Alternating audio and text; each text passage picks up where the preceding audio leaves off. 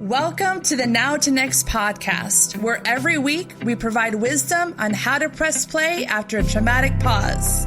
If you are starting up or starting over in any area of your life or your business, subscribe and listen as we share real life stories from actual people who have pressed play and are winning after nearly losing it all.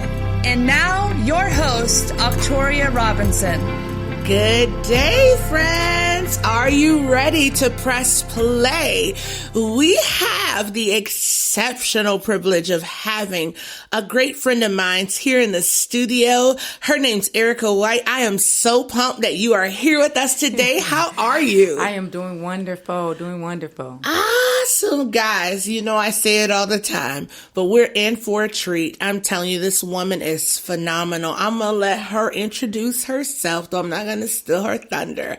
I can't wait for you guys to meet and get to know more about her story. So roll it, girlie. Go ahead and share a little bit about yourself. Absolutely. Well, I'm Ericka White, as you already mentioned, and simply put, I'm a woman of faith, a lover of Jesus Christ, my Savior. That's who I am. I am a wife of 27 years to my high school sweetheart, Jermaine White, a mother of two, Jermaine White Jr., who's 29, and also my daughter, Charmaine, who's 15, and a grandmother of four young grandsons, and also a pastor and co-founder of our church, OneChurch, a business owner and entrepreneur, and a wealth of other things. But I think that's pretty much a good synopsis of who I am.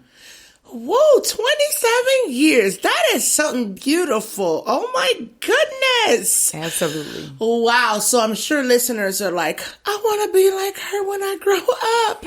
What is she going to be sharing today? She must have had a picket white fence kind of life, because sometimes people see our external story, but they don't really know what it took for you to get to this place in your life as an entrepreneur, as a wife, as a pastor. All these awesome hats that you wear, people can assume that you've not walked through anything. Absolutely. Well, the whole heart of our show is bringing powerful people just like yourself who have been affected by trauma. And I'm talking about those things that come unannounced, uninvited, and most certainly unwelcomed into our lives, into our families, into our finances, etc. And it halts us. Yes. And it feels like it's impossible to move forward. I am excited today to hear about what got you, this beautiful, awesome woman of God that I'm looking at, to this place where you're at, where you can express being a woman of faith and genuinely mean it. What's your story, sweetheart? Yeah, well, out of all the things that I could share about my life, and I think just your introduction speaks well. Sometimes people do look at you and they're looking at the exterior. You know, they see the things that they see, but they really don't know the heart of what really got you to where you are.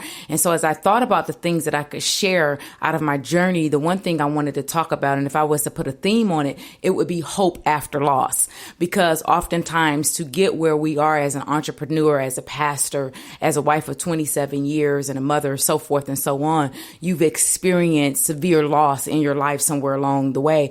And what I want to share today is a situation that happened to me now almost 20 years ago, which is hard to believe. And so in 1999, my husband and I, we had an opportunity to build a home from the ground up. At the time, it was a $250,000 home, which in 1999 in the Midwest, that's a pretty decent sized home for a young Black couple. And so we were able to build a home, and it was beautiful. The experience was really, really beautiful. And shortly after that, a few years after that, we started experiencing some financial hardships.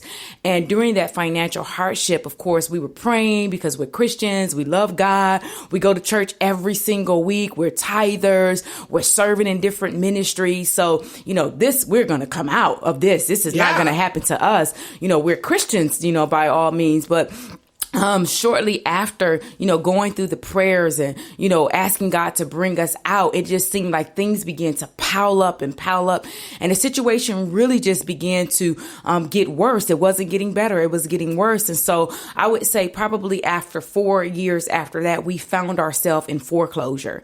And, my husband was handling everything. So a lot of times, and as men, they just try to handle it because they think, I got to survive. I got to do what I have to do for my wife wife and my children. We had a teenage son at the time, a small child. Our daughter was small, around 2 years old at the time. And so, of course, in hindsight, looking back, I just felt like he just had to carry it. So a lot of information he wasn't sharing with me, but I knew something was wrong because, first of all, I knew my husband, and then just that intuition that the Holy Spirit gives you, something isn't quite, not quite right. And so, as the story began to unfold, and I didn't know the situation was as drastic as it was. And so after a while, my husband told us we're in foreclosure, but I know we're going to come out. I believe we're going to come out. And guess what? We did not come out of that situation. Oh, my goodness. And so, again, it just began to snowball. And so what we found ourselves in is in foreclosure and trying to work ourselves out of foreclosure. And then lo and behold, going through that process, to make a long story short, he was going through the process of trying to save our home and doing the paperwork and all of those things. And so one day, I was at work and I get a call. The sheriff is at your home. Oh, and so goodness. I didn't realize that. I thought we had more time. And so we weren't packed. We weren't ready for anything. And so in this day, we had to pack up a beautiful home, rooms full of everything. And so it was really, really a traumatic experience, as you could imagine, Octoria. It was really, really traumatic. And so in that moment, it was like, God, what do you do? And so in that moment, things began to happen that were defining for me in that moment, because going through that, the enemy's voice had gotten so loud in my head. He was saying, oh, you ought to just give up. Where is God now? Just all those things that he tries to put in your mind, tries to put in your spirit, in your head. And the most important thing that he was really trying to communicate to me was, you're not going to recover from this. This is it. You got this one chance, this one shot. You built this beautiful home for you and your family. Now it's crumbling. You were in foreclosure. How are you going to recover after this? You're not going to recover. Woo! You came to testify today, girlie. I'm telling you, my heart's burning in it that I've experienced hope after loss as well. My family and I lost everything, all my pictures of my children, all things that they created when they were smaller. We were left with nothing but 2 beds. Wow. And it was 6 of us total at that time. And it was a struggle for me personally to have hope, because I am a hope dealer, and I love the Lord. Absolutely. And I'm filled with faith, but I lost everything that I attributed to being a part of my life. I lost it all, and I did it alone. I was unmarried. Yes. So I imagine what that felt like. Did that bring any strain on your marriage or in any capacity, knowing that you did trust and depend on your husband to make those decisions, and he was doing what he thought to do, but he was doing it without including you through communication? Did that impact your marriage at all? You know what? It impacted our marriage for the better, ironically, because my husband and I, we've always had a very close relationship. And I know everything he's done pretty much has been for our benefit and for us as a family, for me as his wife. So in that moment, what we knew without communicating it is that we were a team, because guess what? We didn't have anything when we built our home. We started dating at the age of 15. And so we got married at the age of 20. So everything we had, we built together. And so it wasn't like, okay, I built this house or you built this house. And now it was what we had together. And so in that moment, without communicating, what was authentic to us just kicked in. We got to come out of this. We have to survive. Wow. So it wasn't any finger pointing. It wasn't even you did this, you did this. We just knew that we had to do what we had to do in that moment to come out together on top.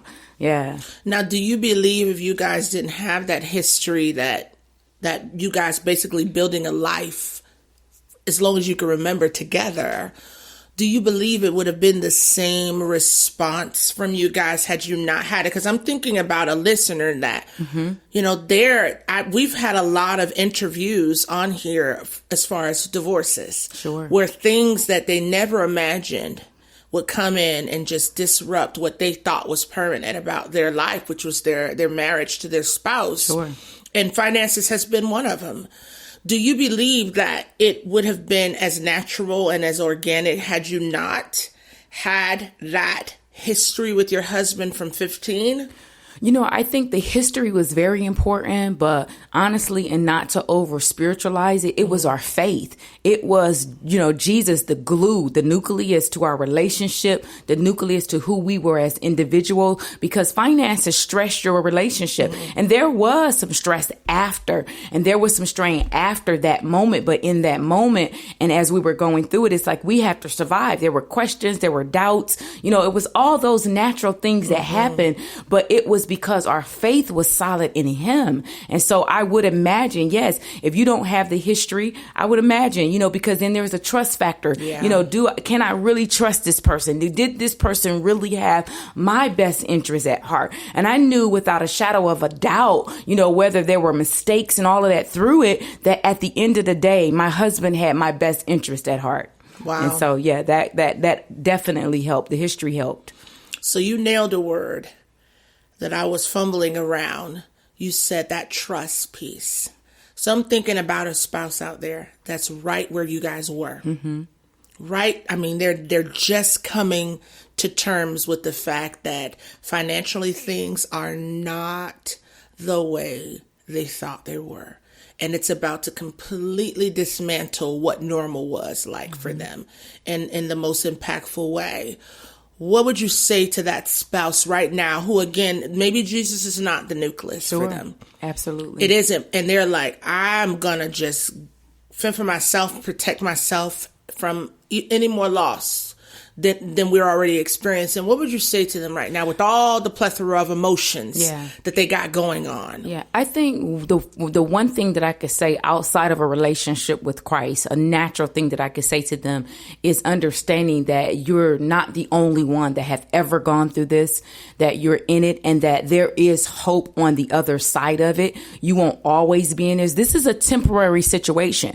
And so when you're in the situation, it feels like it's going to be a lifetime. It feels like it's going to take all this time. How am I going to ever recover from this? Will I ever move out of this? And so what I would certainly say is pain is a natural part of the process. So I wouldn't say, don't go through the pain. You have to go through the pain of it. That's a natural part of the process. The emotion is a natural part of the process. I don't want to strip them from their emotions of maybe it's anger, maybe it's fear, that sort of thing. What I would say is try not to be consumed by those emotions, but also understand that there is a light at the end of that tunnel and that there is victory on the other side of it. I mean, we could talk about how do you walk through that? How do you get through that? But to answer your question, that I think the most important thing that I would say to them right now is that this is not going to be the end of your story, that it is temporary and that you will come out and you could come out better. Wow. And I feel like I hear in my heart, there's a listener. I get that part, Ericka. Mm-hmm. I get that part, and I want to fight for that mark. Yeah, absolutely. But what makes my relationship worth saving after what I feel is almost a form of betrayal because you lacked communication in such a key and critical place in our life, and now I'm left to deal with this, and I had no say so in helping us get to this point. Why would my relationship be worth saving? Yeah, I think you have to, number one, think about why you married that person in the first place. And so there's many reasons why people get married. And so go back to why did you marry? What did you see in this person in the first place? And then secondly, when we're in a situation, we always think about us. We always think about me, how this is affecting me. How could you do this to me? And we never fail to realize what that experience is like for the next person. And so I can't necessarily speak for that person's spouse because I don't know that person. I don't know their history. I don't know if this is the first time they've ever gone through this. But what I can say through my own experience, I could look at my husband's heart and really understand that I knew that it was in his heart to do what was best for me, whether I felt like that was the best method. But then placing myself in his shoes, what does it feel like to carry all of that weight as a man? Oftentimes we don't really, because we're not men, but men, they have a lot to carry. They have a big burden to carry. And sometimes as women, we really don't know what that burden feels like. All we know is that we're on the receiving end for the most part of helping them carry out the vision. But what does it feel like like to have the weight of the world on your shoulder is this is what a man is supposed to be. They tell me I'm supposed to be the provider. They tell me I'm supposed to be the breadwinner. I'm supposed to be the one that cares for this family. And when you think about it, that's a lot of weight to carry. That's a lot of weight to carry. And so that's what I would say is take a step back. Think about if you could really trust if your husband had the right intentions for you, was he carrying something that was too heavy for him?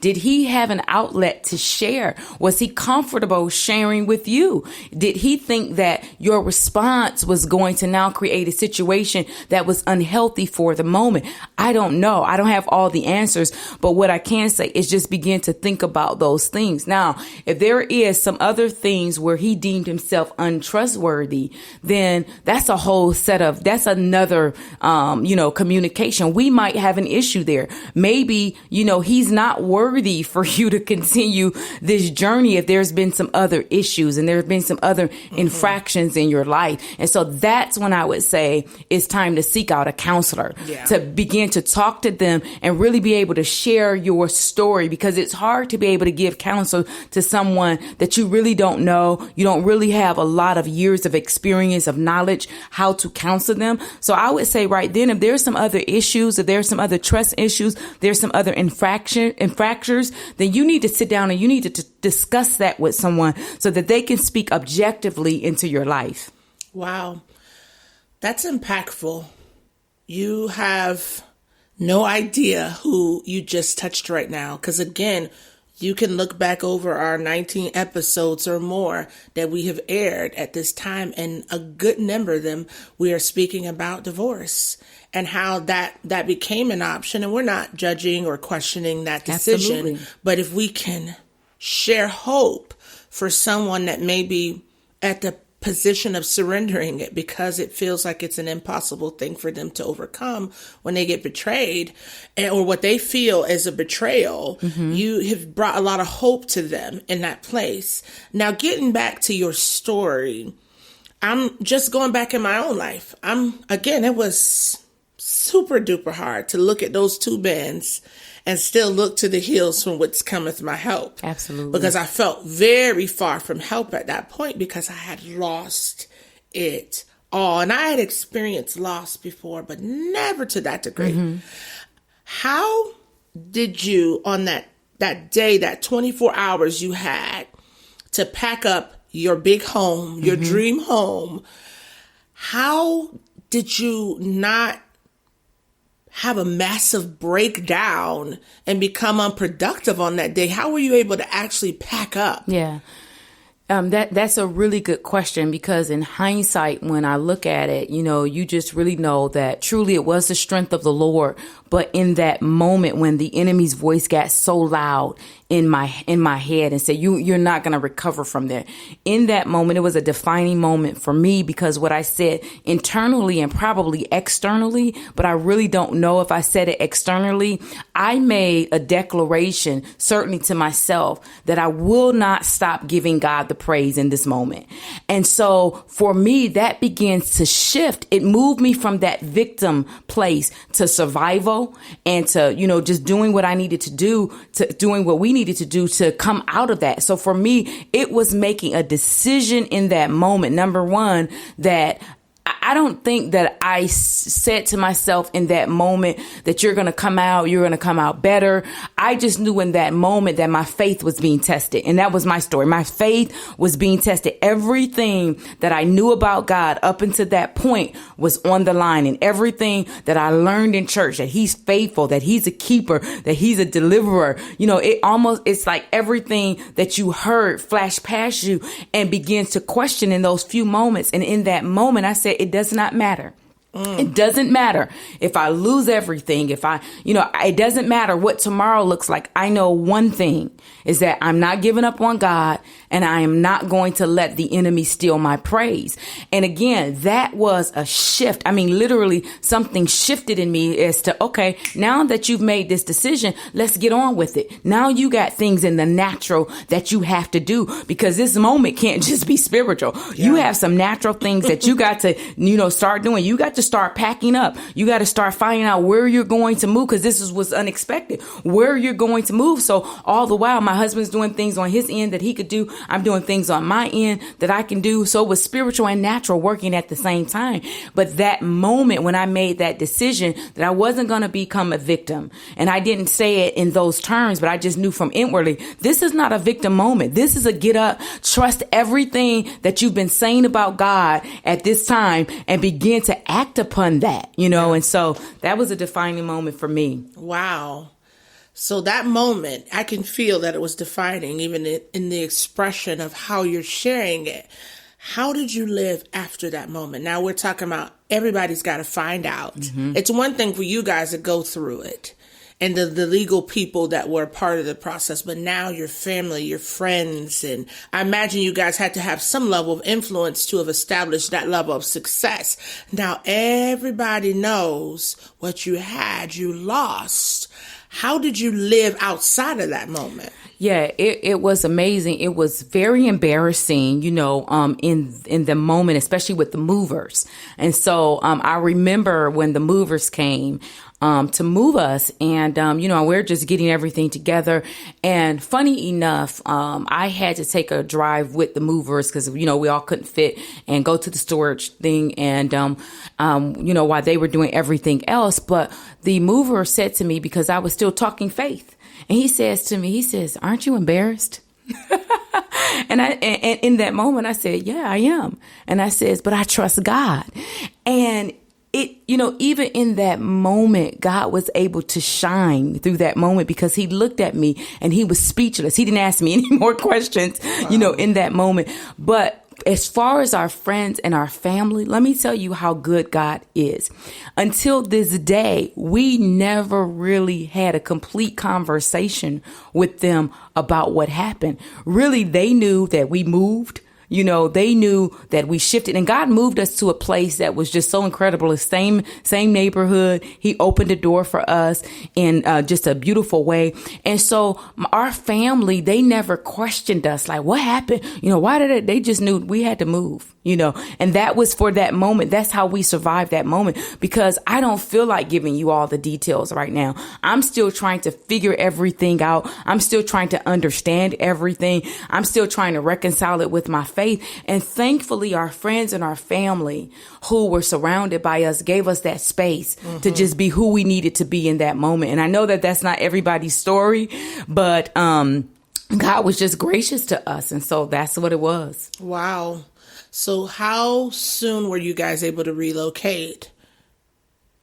Well, we moved to a condo. We moved to a condo. God had opened up a place for us to move to a condo, and we were still there for years. We were just going, through whatever we needed to go through. We had a business. We had a church family. We had responsibilities in our church. And so for about 2 years, we were still just going through the motions. But what that did, and I was hoping we would get to this, because I want to express to people, our listeners, of what that actually did for us, because it really was a blessing in hindsight for us. And one of the things it did was it opened us up to the possibility that God didn't want us to stay where we were forever. Wow. Yeah. That's huge. Yeah, it is. Now, what do you believe that is speaking to someone who's listening right now, who is trying to find hope after loss? I love the way you captioned that. And that the fact that maybe it is God giving you that revelation that I don't want you here forever. So what looks like a loss is really a gain. Yeah. It's helping you getting towards that mark. What do you believe that would, how do you believe rather that would encourage someone who's listening today? Yeah. Well, hopefully, even in this moment, as they're listening, or they will listen to this broadcast, they literally are experiencing hope in this moment, that the Holy Spirit is ministering a word of hope to them as they listen to my story. But also, I would say, from my experience, what I know is that as painful as that season was in my life, it was very necessary. And I'll say that it was necessary naturally and spiritually. First and foremost, spiritually, I was a very shallow Christian. Although my love for God was very deep, I was very shallow. And so what does that mean, is being shallow? Well, up until that point, I had everything. I prayed and bam, God would answer. I needed something, God would do it. And so, of course, I could praise God. Of course, I could be happy. Of course, God is so wonderful. He's so good. Of course, I could be happy. Well, I did not realize that it was a very shallow place, and I didn't know a lot of sides of God that I know now. And I don't know everything about him, because he's so vast. He's so deep. He's so wide. I don't know everything about him. But in that moment and during that time, I didn't know enough about him to be able to really, really say that he's a deliverer. Wow. To be able to really, really say that he is Jehovah Jireh. Because up until that point, I would testify in church all these years. Oh, he's my Jehovah Jireh. Because I heard somebody else say that. And I knew what it meant, but I didn't know what it meant to me. Wow. And so it was necessary, because he began to teach me that, number one, that loss is going to be a part of your story. And we don't talk about that a lot in church. Hopefully we are now. And I talk about loss. In Ecclesiastes 3, it talks about that there is a season and a time for everything. Certainly we don't necessarily want to go through that time. We don't want to go through that season. But when I tell you, Octoria, that season was so necessary for me. And I wouldn't be the woman that I am today. I wouldn't be the pastor that I am today. Because guess what? Not only did it teach me that God truly was who he says he is, but it also gave me a spirit of compassion. Yeah. Because when I see other people going through the same thing or something remotely close to, I can minister to them in a way that minister grace to them. And even when you find people who may be questioning right now, well, you were a Christian. Of course, God's going to bring you out. Well, I put myself in this situation. It doesn't matter, because we weren't perfect through the situation. There were mistakes we made. The mistake was, number one, is just because a lender said that we could afford a $250,000 house, was it wise for us to do that? No, it wasn't. Point. It wasn't. And so those were mistakes that we made out of maybe, wanting to be this or wanting to be that or just have everything. And God taught us through that you need to learn how to be content with what I give you. Wow. And that you also need to learn, just because you could afford it doesn't mean that it's wise to do it. So right now, I don't know if you wanted me to go here, but right now on the other end, we're homeowners again. Praise God. Something in that moment, Octoria, that really in that moment, I didn't know that I would ever experience again. Wow. I did not know that we would ever be able to sign our name on a deed again. And so when we did that, when we got our home and they gave us the number that we could afford, we went half of that number. Wow. And so I could afford $250,000 or $300,000, but we said, nope, we're going half. I want a 3-bedroom townhome. And when I tell you I am so happy with my 3-bedroom townhome, where I could be living, what the world classifies as large. And I'm living large right now in that 3-bedroom townhome. And it's maxed out. It's beautiful to me, But what it taught me in that moment is that I don't need all of this stuff.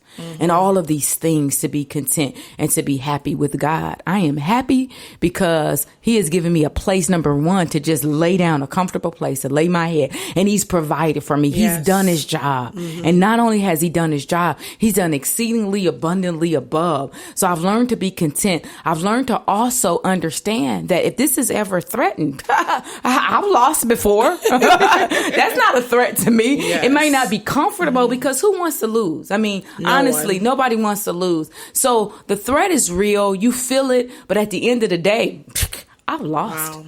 So it's not a threat. I'm going to come out. As long as I come out with Jesus and my family, we're good. Wow.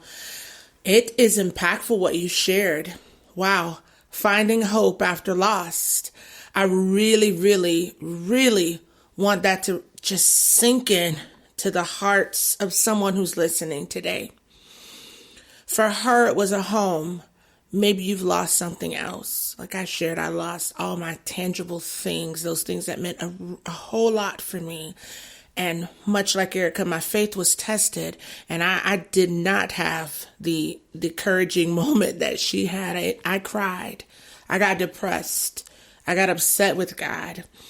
I didn't understand, and I demanded understanding in order for me to do something different than just being depressed and overwhelmed. If you find yourself in that place, my friends, what we want you to know, neither one of our scenario is exactly how yours has to be.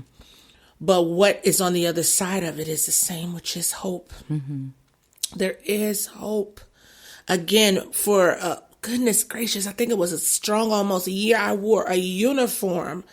I could not afford to purchase myself. It was my church's outreach shirt and a black skirt. I wore it just about every single day of the week. Yet I had to look at my kids as all we had was those two bins.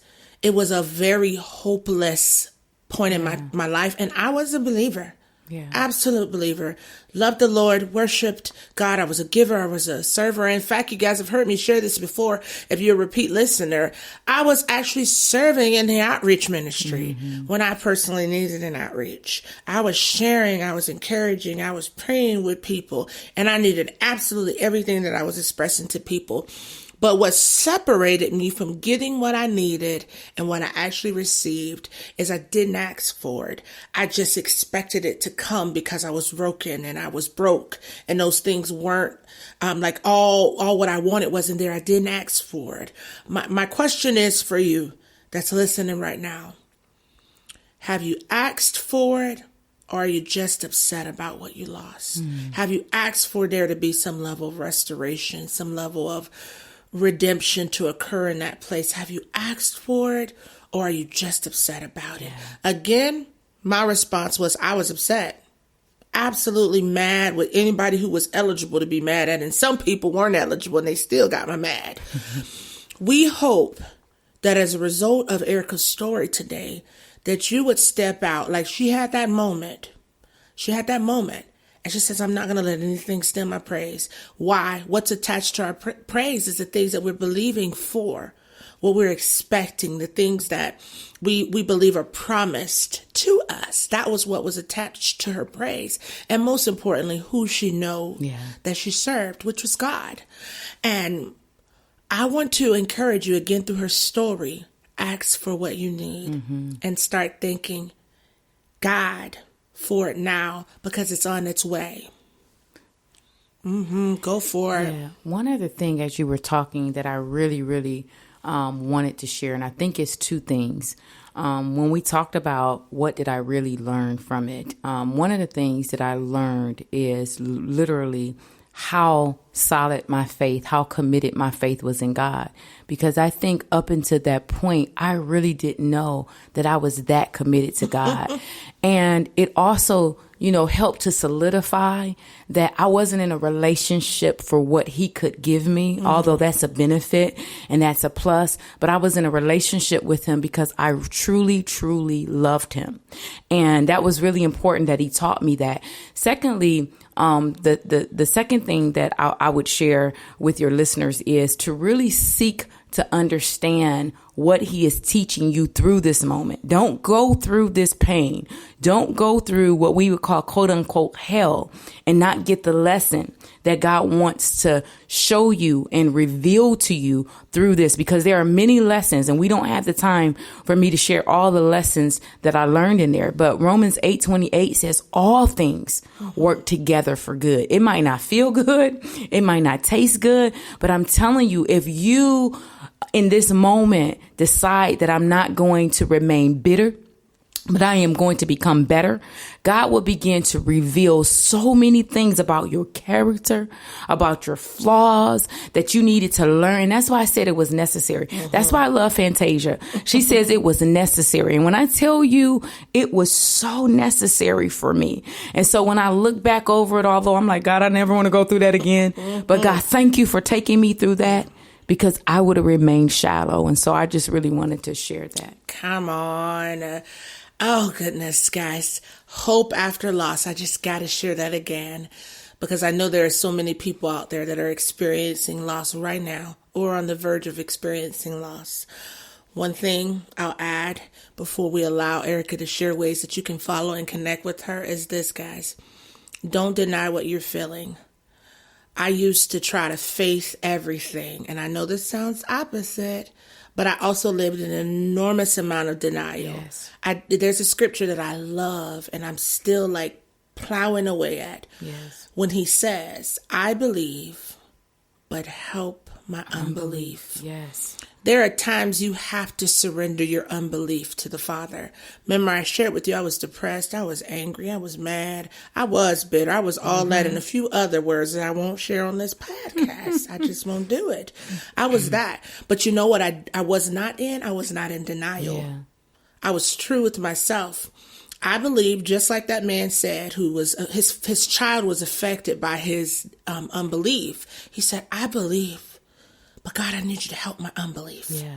So there are times we have to surrender those things that we don't believe, or we're struggling with believing that you've heard it before, but it's not producing any transformation in your life right now. Yeah. Surrender what you don't believe. Guys, there is hope after loss.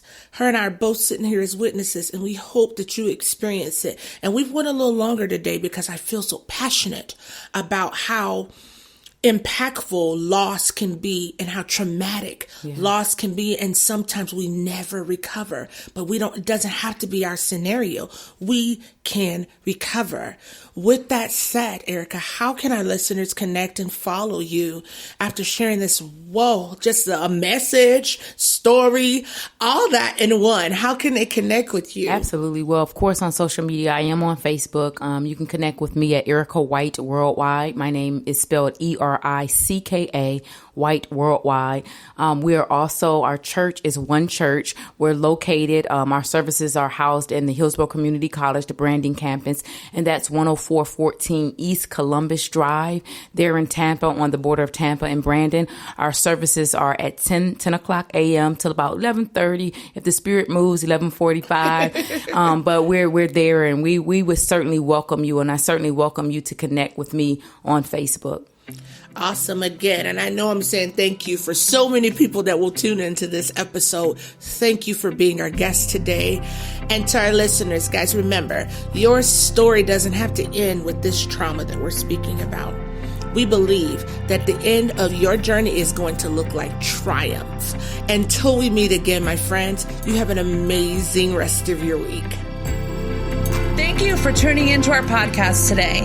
For all things Launch Now, log on to launchnows.com for info on products, resources, and upcoming events.